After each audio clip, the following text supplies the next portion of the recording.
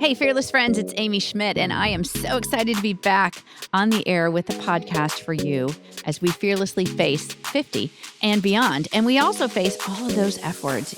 You know them, like friendship and finances and fitness and focus, all of these things that we face. And we are going to take them on with confidence. Today's guest is Jane Costello. She's a best-selling novelist in the UK. Her first book, Bridesmaids, published in 2008, sold more than 1 million copies. In 2018, she published You, Me, Everything under Catherine Isaac. It was translated into 25 languages, and actually movie rights were sold to Lionsgate and Temple Hill. She was born in Liverpool, England, and currently lives there with her husband, Mark, and 3 sons. And today we are digging into her newest novel, It's Getting Hot in Here. It's going to be a good one, so stay tuned.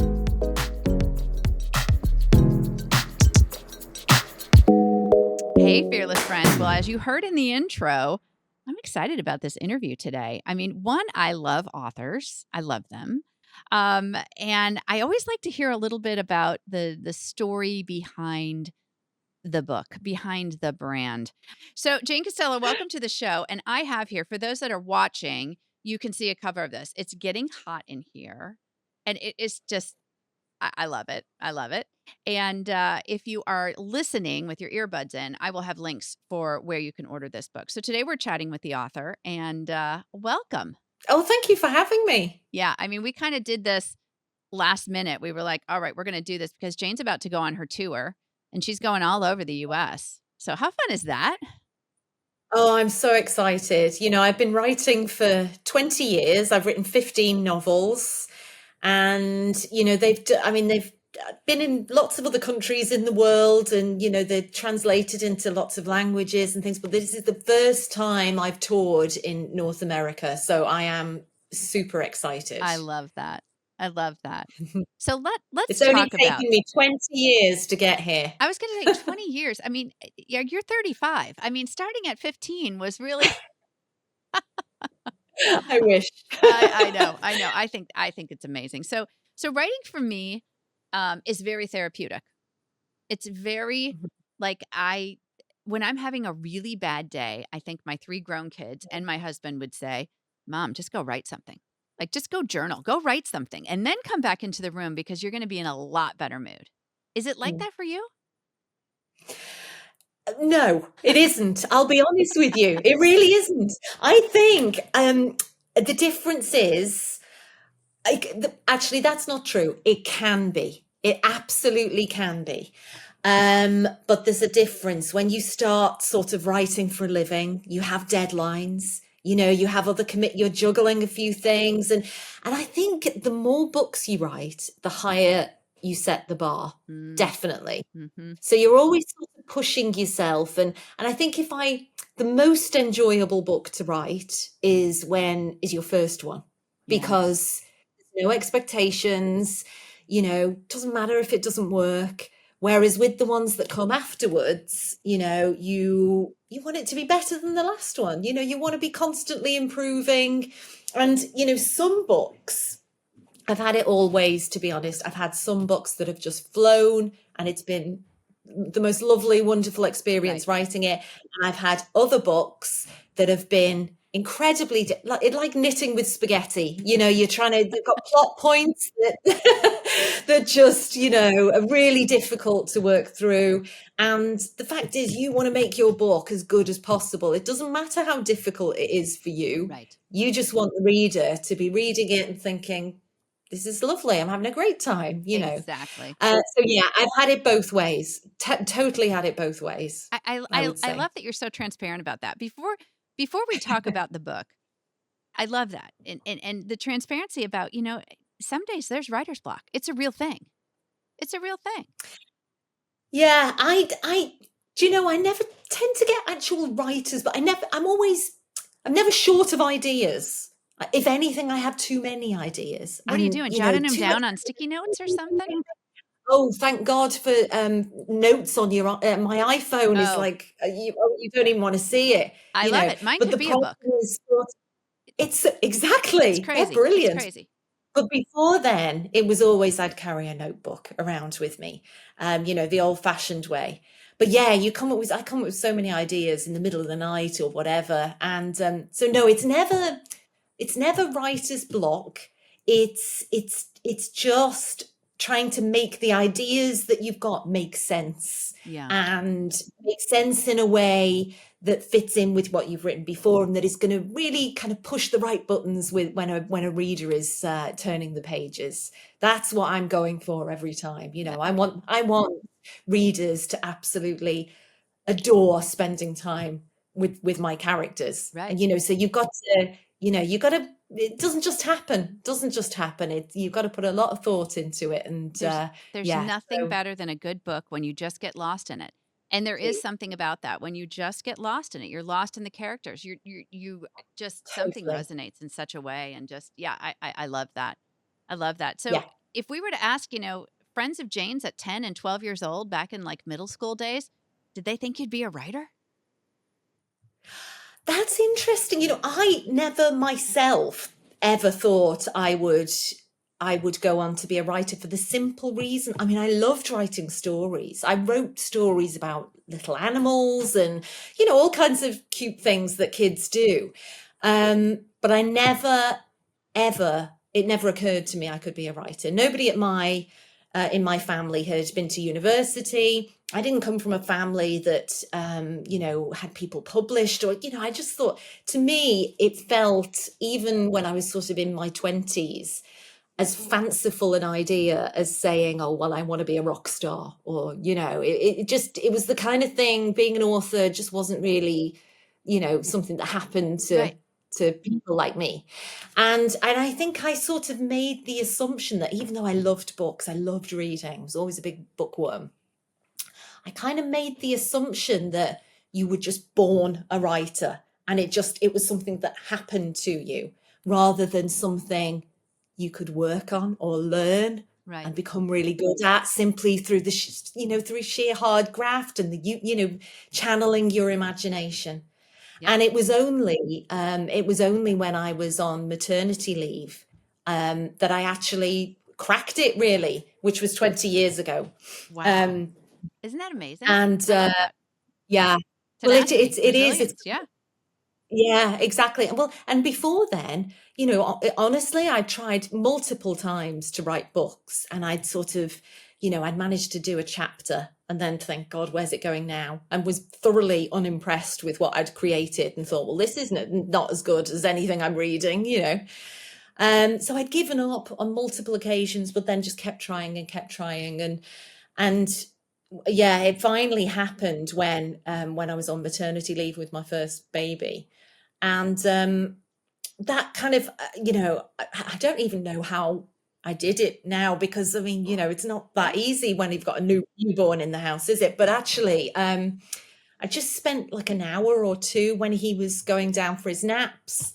That was my little time. And you talk about you enjoying writing. That was how it felt with my first novel. It Right. was like my time. And yeah, eventually that book was published, to my utter astonishment. And to be honest, that was only ever, the idea even of having a book published felt ridiculous. When it Yep. happened, it was all my dreams come true.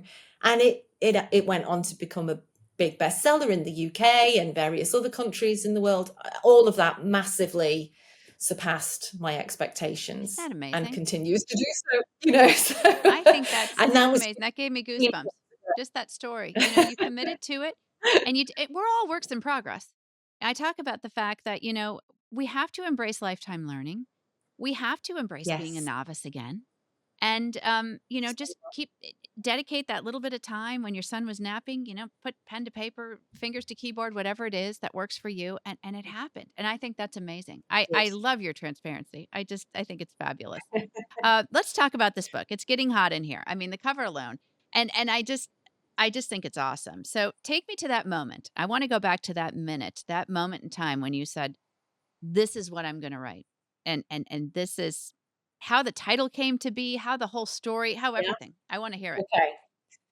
Okay, so the first 9 books that I wrote were all romantic comedy, and I wrote them under my name, Jane Costello. And then I sort of got to my early 40s, and all of those early rom-coms had been, women in their 20s finding Mr. Right for the first time in various amusing and entertaining ways. But as I got older, I thought, gosh, this age gap was widening between me and my heroines. And I sort of thought, I'm not entirely sure this works anymore. So I made the decision to move away from romantic comedy and started writing sort of emotional love stories under the name Catherine Isaac. And I wrote 5 of those. You, Me, Everything is probably the best known of those. And I wrote those for a while, but I got to my late 40s, and I'd been to lots of book events, particularly in the UK, and people would be coming up to me and saying, when are you going to write another rom-com? We love the humour. People just like to sometimes read something that they are, that's really going to uplift them, I suppose. And I got that all the time. And I dismissed the idea, I didn't want to go backwards.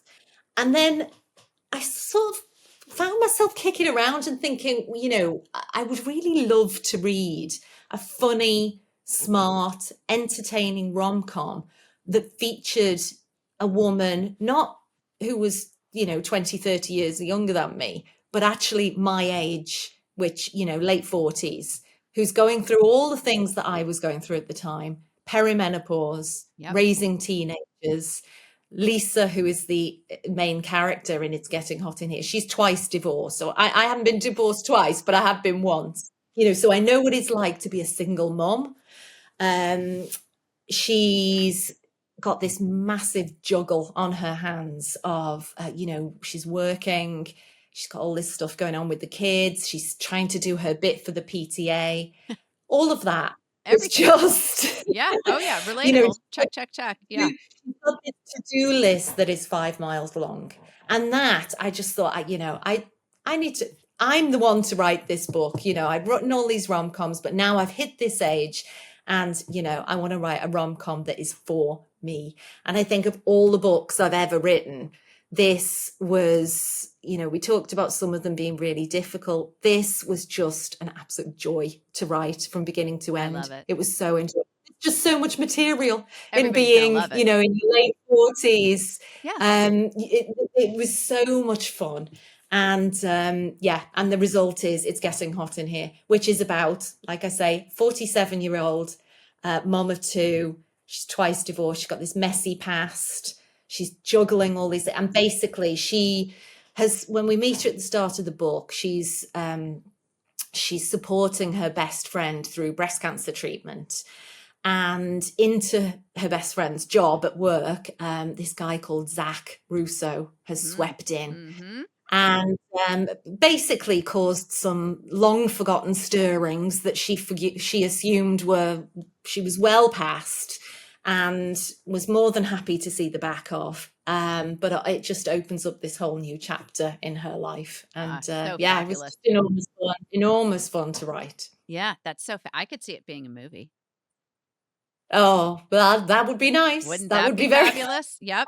And I bet everybody that picks up a copy, I'll have the link to where to order it. I love it, and I think there's so many stories out there for women. I always say you hold the pen to your autobiography, and you know what, you can edit it often, but write your story. It doesn't have to be a bestseller. It doesn't have to be a book. It can just be write down your stories, because we are really storytellers. I think women are wonderful storytellers. And I love that this book brought you joy, to create. And so when you wrote that last paragraph of that last chapter and finished the last page, take me to that feeling. What's it like? Don't read the end, but when you do, it's the final line was very satisfying. Really? Put it that way. Yeah. That's all I'll say for anybody who hasn't read it yet. No spoilers. I love it. The final line, very, very, very satisfying on lots of levels. So exciting. So Jane, for people that are listening or watching today and are aspiring authors, You know, Yeah. they maybe put it off. They put it on the back burner. They've been raising their kids. Or if there's somebody out there that's saying, "Oh, I'll do it next year." Those famous words, "I'll do it next year when I'm 10 pounds slimmer or when I've got more money or when I've got more time." And that never happens, right? I mean, I've been trying to lose 10 pounds for, I don't know, 40 years. Oh, yeah. We all have. I think we Yes, all have. but Yeah. we do that. So if there's somebody listening Mhm. today that heard your voice and is going to read your book or have read your past books and said, "You know what? I think I want to do this author thing. I think I want to try it." Can you give me Yeah. 2 things that they could do today, tangible takeaways for them, how they could start Things. that creative process? Oh, if I could give you about 20 I things, but I'll know. try and keep it to 2. 2 stuff. First one, the first and fundamental one, you need to think of your big idea, right? And that you don't have to sit down at a computer or anything. Just do it when you're doing, I don't know, on the school run or whatever, or when you're, I don't know, walking the dog. You think of your big idea, and it all stems from there. If you've hit on something that's original, that speaks to you, that you think, actually, this is a subject I really want to write on, you're really halfway there. You've got to have the idea in the first place. The next thing that I did before I actually wrote my first one, and this, everyone does this differently. Other authors will tell you something completely different. We've all got our own way, but I plotted out, my rough skeleton of what was going to happen, so that when writer's block was threatening to hit, actually, I thought, right, well, I'm just going to push through, and I've got I know roughly where I'm going, and I just need to force myself through it. And it is an exercise in sticking with it. It's like it's a marathon, not a sprint, Yep. So yeah, it's one step in front of the other. And eventually, if you do that long enough, one word in front of the other, Love you'll that. eventually have a novel. I think that's so important because it is, and it's a commitment. You make a commitment to start something and finish it. And some days might Yeah, not be the best days, but you know what? You still try and you commit to it, and it's a exactly. job. It truly is. So that's great advice. I love that, and I hope that it sparks some interest because I know there's a lot of aspiring authors out there with wonderful stories to tell, and sometimes they Indeed. just get stuck in fear or Yeah. procrastination or perfectionism. Yeah. So throw that all aside because we're all too old for that anyway. But I love that advice. Thank you. And before we leave today, now I'll be linking how to get the book.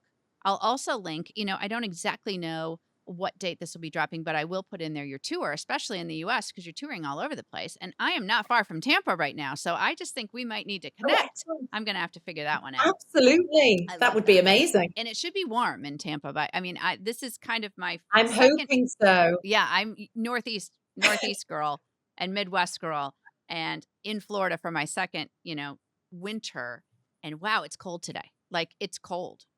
And I'm a girl that's very used to cold, but I'm like, wow, this is not Florida weather. So I hope by the time you get to Tampa, it's nice and warm and sunny. That would be Um, nice. Before we leave today, I want to ask you the question I ask on every episode. And I'm always excited to hear what people will say. So, Jane, if you were sitting on the couch and you look over and there you see Jane at 30, what advice would you give her? Oh, that's so good. Yeah. Relax a bit more. Try and relax a bit more and stop worrying so Like much. that? I would say things are going to work out okay.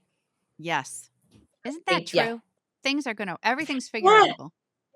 Good Yeah. advice, Jane. I love it. Thank you for your time today, your flexibility and your Oh, thank you. patience behind the mic. You My never know pleasure. what happens with tech stuff, We roll with it. We roll with it. Absolutely. We got there. We got there. Thanks so much. Safe travels to you and And thank you. congratulations on It's Getting Hot in Here. Everybody check it out.